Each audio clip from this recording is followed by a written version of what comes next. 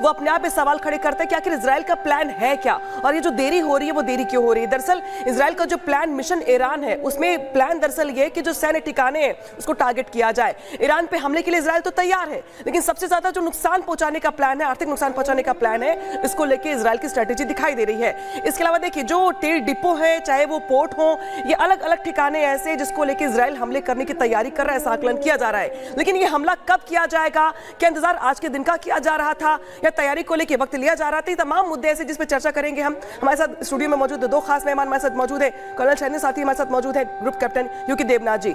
Colonel Shailendra ji, शुरुआत में आपसे कर रही हूँ, शिखा कंटिन्यू करिए। बिल्कुल, तो देखिए हमारे मेहमान हमारे साथ हैं। सर शैलेंद्र सर, मैं आपके पास आना चाहती हूँ। जिस तरीके से हम बता रहे थे, देखिए आर्थिक रूप से उसको नुकसान पहुंचाना चाहता है इजराइल, और इसीलिए देखिए बंकर यानी कि बंकर में घुसकर भी हमला कर रहा है। जड़ से खत्म करने की तैयारी जो है वो इजराइल ने कर ली है। अगर आज आप बड़ी निष्पक्ष होकर एक चीज को इवैल्यूएट करें कि 7 अक्टूबर एक साल किसने क्या पाया और किसने क्या गंवाया, मैं कहता हूँ Israel, I am not a fan के किसी भी तरह से किसी की साइड लें, लेकिन मैं जानना ये ज़रूर चाहता हूँ और बताना चाहता हूँ एक साल में किसने क्या पाया। चलिए, पैलेस्टीन का कहना है 40,000 लोग मारे गए, मैक्सिमम बच्चे मारे गए, लेडीज़ मारी गई, ओल्ड लोग मारे गए।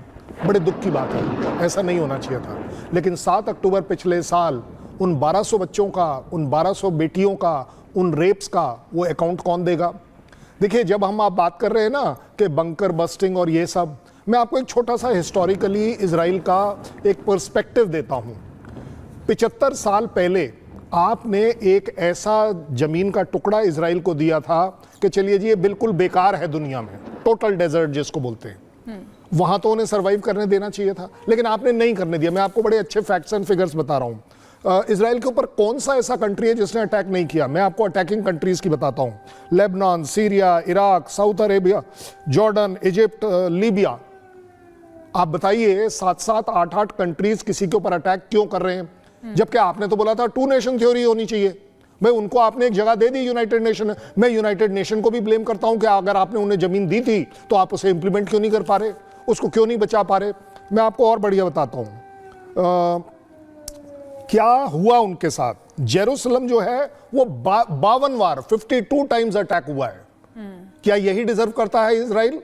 मैं साइड नहीं ले रहा हूं, फैक्चुअली आप बता दीजिए इजराइल ने 52 टाइम्स किस कंट्री के ऊपर अटैक किया? साइड की भी नहीं है। 7 अक्टूबर, मुझे लगता है कि 7 अक्टूबर की तारीख जब भी हमारे सामने आती है, तो उस समय वो जो बर्बरता हुई थी, मुझे नहीं लगता कि कोई भी इस चीज को सोच सकता था कि ऐसी बर्बरता होगी। आपके पास वापस लौटेंगे, इसी बीच एक बड़ी खबर का रुख कर लेते हैं। इजराइल पर हमास के हमले के 1 साल पूरे होने पर दुनिया के अलग अलग हिस्सों में आपको बता दें कि इजराइल के समर्थन में मार्च निकाले जा रहे हैं, और ये तस्वीरें आपको दिखा रहे हैं। इसी सिलसिले में इंग्लैंड में के लंदन और जर्मनी के बर्लिन में लोगों ने इजराइल के समर्थन में प्रदर्शन किया, और इस दौरान लोग इजराइल के झंडे लहराते हुए भी नजर आए। साथ ही जमकर नारेबाजी भी उन्होंने की है। ये तस्वीरें आपको दिखा रहे हैं। देखिए किस तरीके से यहाँ पर प्रदर्शन किया जा रहा है। इजराइल के समर्थन में ये लोग बाहर निकले हुए हैं। तस्वीरें आपके साथ। तो दुनिया के कई देश ऐसे हैं जहां पे नाराजगी जाहिर कर रहे हैं लोग। तस्वीर दिखा रहे हैं, आपको 3 तस्वीरें दिखा रहे हैं।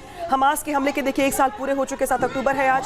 लंदन में प्रदर्शन किया जा रहा है, बर्लिन में प्रदर्शन किया जा रहा है। दरअसल ये वो लोग हैं ये जो मान के चल रहे हैं कि जो इजराइल के सामने सर्वाइवल की चुनौती है वो इस लिहाज से भी महत्वपूर्ण है क्योंकि आज 1 साल हो चुके हैं। और यूके देवनाथ जी, जब हम ये मान के चल रहे हैं कि इजराइल हमला करेगा ईरान पे, तो उस हमले का क्या कुछ कनेक्शन है 7 अक्टूबर से? ये वेट एंड वॉच इसीलिए किया जा रहा था कि 7 अक्टूबर आ जाए, 1 साल पूरे हो जाए, तब माकूल जवाब दिया जाए, या फिर स्ट्रेटेजी को लेकर टाइम लिया जा रहा है यहाँ पे? जी हाँ, दुनिया में काफ़ी लोग ये कयास लगा रहे हैं कि शायद आज 1 साल की बरसी पर इजराइल ईरान के ऊपर एक भयंकर हमला करेगा। ये हो सकता है क्योंकि थोड़ा दिल का मामला है, थोड़ा दिमाग का मामला है, मामला सेंसिटिव है। थोड़ा मनोवैज्ञानिक एंगल से भी अगर देखें तो आज अगर हमला होता है तो इजराइल के जो आम आदमी हैं, ख़ास तौर से जिन्होंने अपने 1200 भाइयों बहनों बच्चों को खोया था आज से 1 साल पहले, उनको सुकून मिलेगा। इजराइल ने आज वीडियो भी जारी किया है 1 साल के हमले होने पर। उसने जारी करके बताया है दुनिया को कि देखिए आज के दिन क्या कुछ किया गया था, जिस तरीके से हमला किया गया था इजराइल के ऊपर, क्या कुछ हालात थे, किस तरीके से बमबारी की गई थी। तो इजराइल याद दिलाना चाहता है दुनिया भर को कि देखिए हम जो कर रहे हैं वो यूं ही नहीं कर रहे हैं, हमने ये हमले झेले हैं। जी हाँ, अब मैं थोड़ा एयरफोर्स बैकग्राउंड से आपको बताता हूँ। टैक्टिकल एप्रिसिएशन, सिचुएशनल अवेयरनेस जो मेरी बताती है वो ये है कि देखिए, आज ईरान के जो एयरफोर्स कमांडर हैं, ईरान के जो एयर डिफेंस फोर्सेस हैं, एंटी एयरक्राफ्ट मिसाइल सिस्टम है, वो मैक्सिमम अलर्ट पर होंगे। उनके जो सर्विलेंस रेडार हैं, उनके जो मिसाइल गाइडेंस रेडार्स हैं, उनके जो लॉन्चर्स हैं, द क्रू जो हैं, वो 2 मिनट्स रेडीनेस पर होंगे आज। क्योंकि ईरान के एयर डिफेंस कमांडर आज एक्सपेक्ट कर रहे हैं कि बहुत हाई चांसेस है हमले की। इसीलिए मेरे ख्याल से आज अगर इजराइल ईरान पर हवाई हमला करता है तो ये टैक्टिकल मिस्टेक होगी। देखिए, आपको दुश्मन पर तब हमला करना होता है जब दुश्मन हमला आशा ना कर रहा हो। तो आज अगर इजराइल आईडीएफ के जो टॉप एयरफोर्स कमांडर्स हैं वो हमला करते हैं तो छोटा सा मिस्टेक होगा। उनको हमला तब करना चाहिए, आज नहीं और किसी समय, जब ईरान की एयर डिफेंस सिस्टम थोड़ा सा 2 मिनट्स रेडीनेस से 5 मिनट्स रेडीनेस चला जाए, या 5 मिनट्स से थोड़ा और ढीला होकर 15 मिनट्स रेडीनेस हो जाए।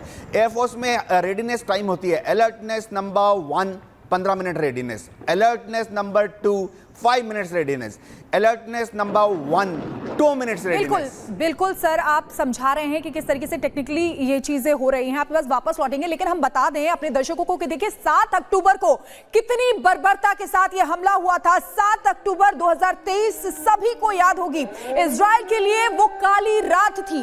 उस दिन हमास ने दक्षिणी इजराइल पर हमला किया। आतंकियों ने इजराइल पर करीब 5000 रॉकेट भी दागे थे। डांस फेस्टिवल चल रहा था और इस डांस फेस्टिवल को आतंकियों ने निशाना बनाया। जहां पर बच्चे थे उनको निशाना बनाया। हमास के सैकड़ों आतंकी इजराइल में उस समय घुस आए थे। महिलाएं, बच्चे, बुजुर्ग, यानी कि किसी को भी नहीं छोड़ा जा रहा था। सभी को मौत के घाट उतार दिया। आतंकियों ने लोगों के घरों को आग के हवाले तक कर दिया था।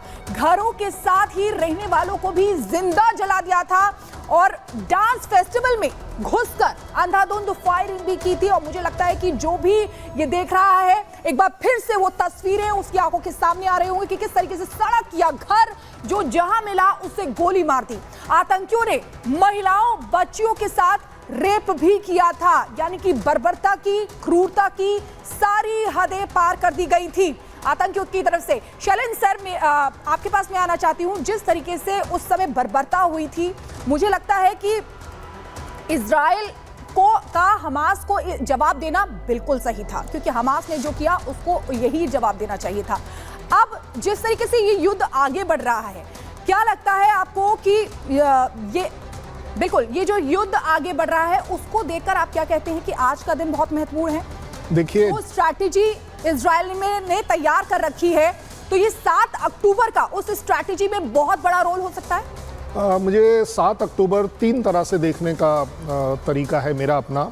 एक है कि आप इजराइल के पॉइंट ऑफ व्यू से देख लीजिए, हो सकता है पैलेस्टीनियन के पॉइंट ऑफ व्यू से देख लीजिए, और मैं आपको एक अपना इंडियन पर्सपेक्टिव बताता हूँ। आज इंडिया शुड बी लीडिंग कि आज ना हम इजराइल की साइड हैं ना पैलेस्टीन की साइड हैं, हम इंसानियत की साइड हैं। और अगर इंसानियत की मौत हुई है तो उसे सभी को मिलकर कंडेम करना चाहिए, उसके खिलाफ आवाज उठानी चाहिए। आपने अभी थोड़ी देर पहले बताया था कि किबुट्स जो एरिया है जहां पर सबसे ज़्यादा तकरीबन 1200-1300 लोग मारे गए थे, जो फेस्टिवल चल रहा था उसमें 370 लोग मारे गए थे।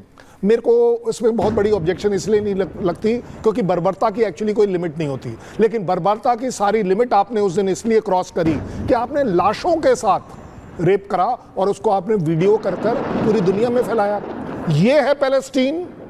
अगर पैलेस्टीन आपके 40,000 लोग मारे जाते हैं इस रिजल्ट के वजह से, तो आप क्यों नहीं आवाज उठाते कि उस दिन के 1200 लोग जो मारे गए, जो 250 लोग किडनैप किए गए, जिनके साथ आज तक शायद रेप चल रहा होगा, उसको आप क्यों नहीं कंडेम करते? इजराइल क्यों नहीं कंडेम करता कि यस हमने ये मारे हैं 40,000 पैलेस्टीनियन, बट हमारा एम पैलेस्टीनियन मारने का नहीं था, हमारा एम हमास का खत्म करने का है।